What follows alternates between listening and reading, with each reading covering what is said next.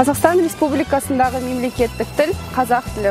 Әркім Қазақстан Республикасының Конституциясы мен заңдарын сақтауға, басқа адамдардың құқықтарын, бостандықтарын, абырой мен қадір қасиетін құрметтеуге міндетті.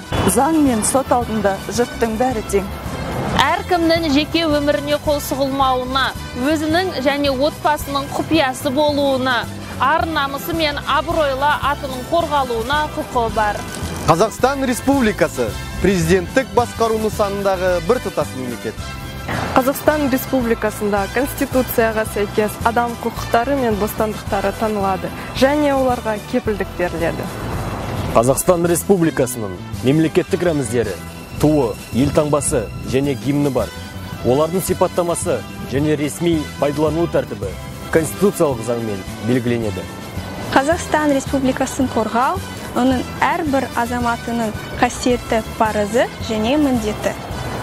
Неке мен отбасы, ана мен әке және бала мемлекеттің қорғауында болады.